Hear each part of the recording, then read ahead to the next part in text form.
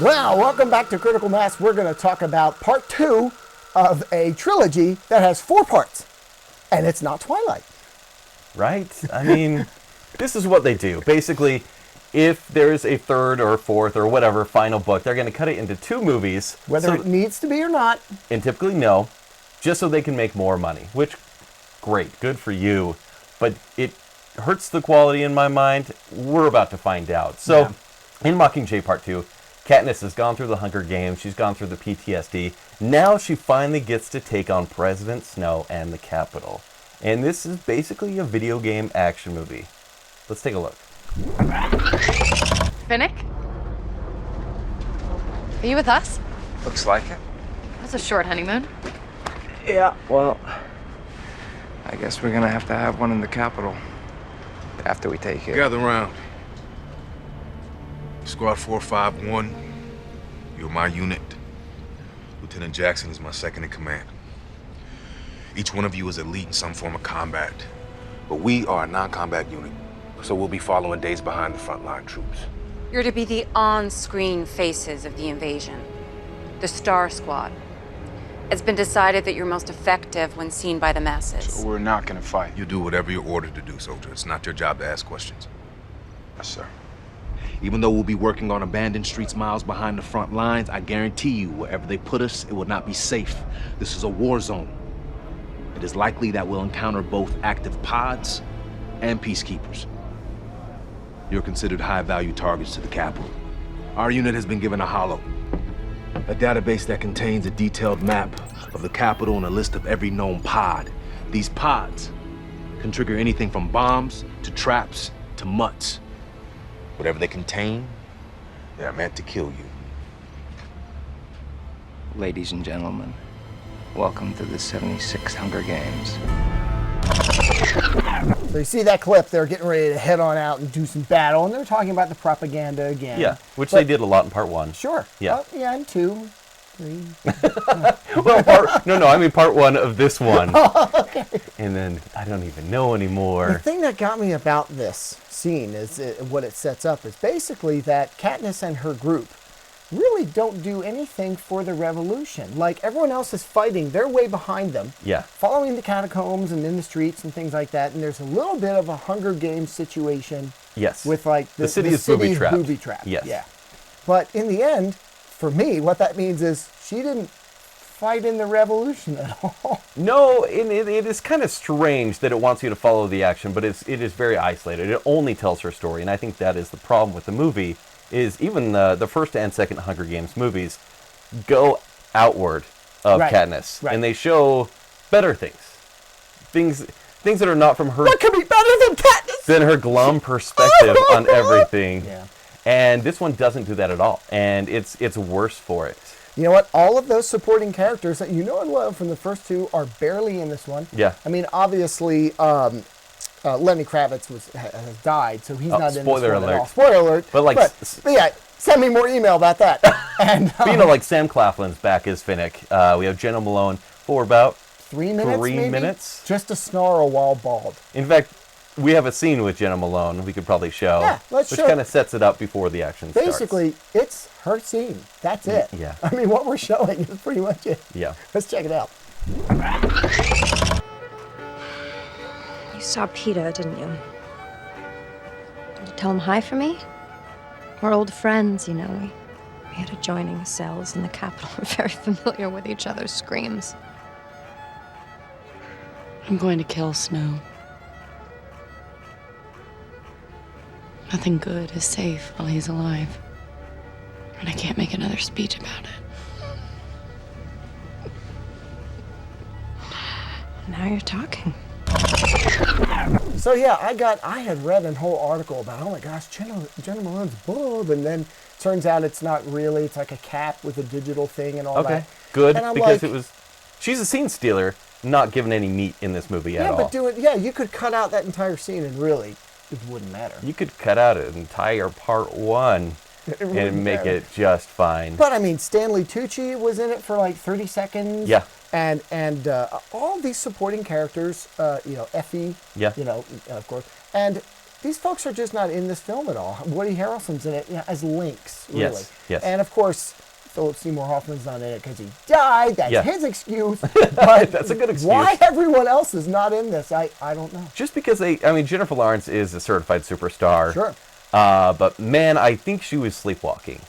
Like, it just felt like either she was like, hey, just play morose the entire time, and let's focus on a terrible love triangle, really, between Gale and Peeta. Team Gale, by the way. Yeah, but Peeta baked himself into a mountain.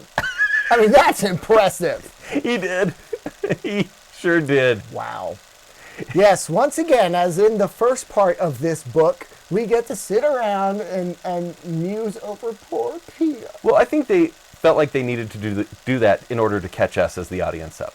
Even though they did have a part 1 dedicated to it. And that's the real problem. I mean, I'm one of those people, like, having read the books, it is the weakest material of the 3 books. This is what I've heard. Yeah. And to say, hey, we're going to take the weakest and we're going to split it into 2 because it worked for Harry Potter and to a lesser extent Twilight?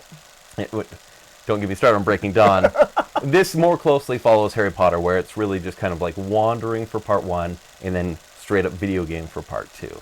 Well, you tell you what, let's show you a scene with the Mockingjay and Peeta. Oh, again. Poor Peeta. Poor Peeta. When they used the venom on me, they would show me pictures of my life. At first, they all blurred together, but now I can sort them out a little. Like the ones that they changed, they have this quality. It's like they're shiny. They've been glossed over. You should get some rest. You're still trying to protect me. Real or not real? Real. That's what you and I do. Keep each other alive. Okay, so here's my deal with this movie. I understand, spoiler, by the way, okay?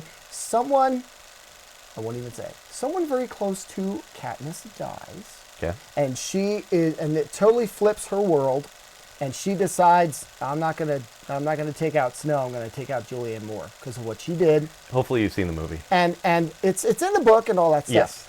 But I kind of felt like, because Prim was also hardly in the movie, she's in a scene in the beginning and then she disappears for a while. Yeah.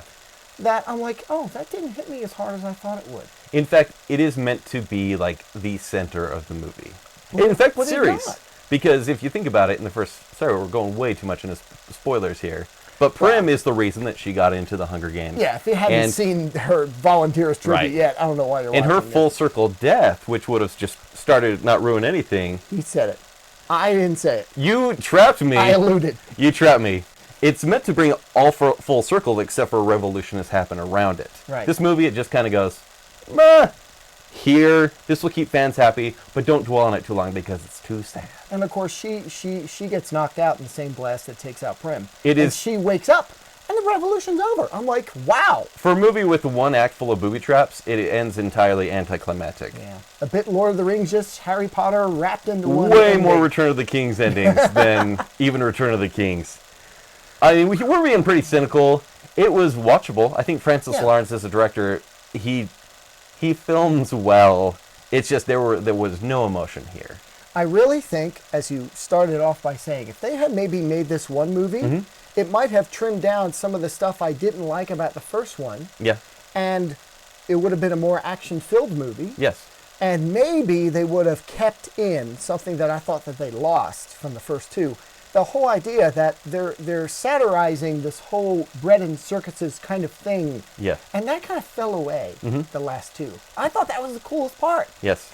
But I think everything fell away in this one. The supporting characters, the motivation for a lot of things. Of course, the Hunger Games, part of Hunger Games. Yeah. And, of course, what they put front and center was gloomy Gale and pitiful Peeta in this triangle with Moody Mockingjay. I'm like, this is not interesting to me. No, I'm not a 14-year-old girl, but I it's not generally can interesting. recommend terrible action movies, such as like Transformers and whatnot, to people that For like what it action is, movies. right. And I'm like, go see it. You'll hate yourself, but it's popcorn. This one, I'm thinking, even people like action movies won't really like this. It's depressing.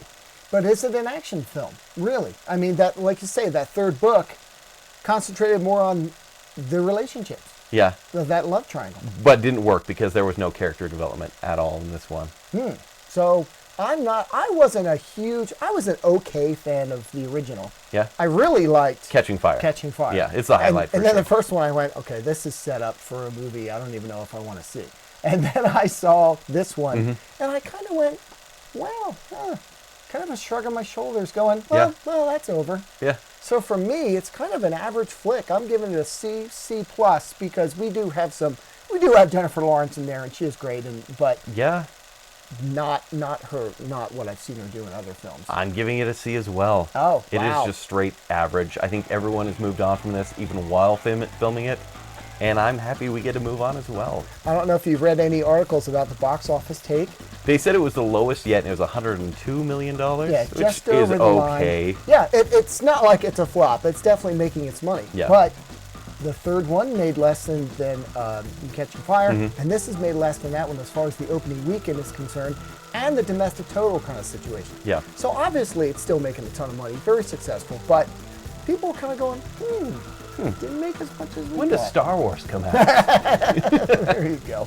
Oh, well, about an average from each of us for Mockingjay Part 2. Now, we're going to come back and talk about a movie that, who wanted this movie? The writer. I guess so. Victor Frankenstein is up next.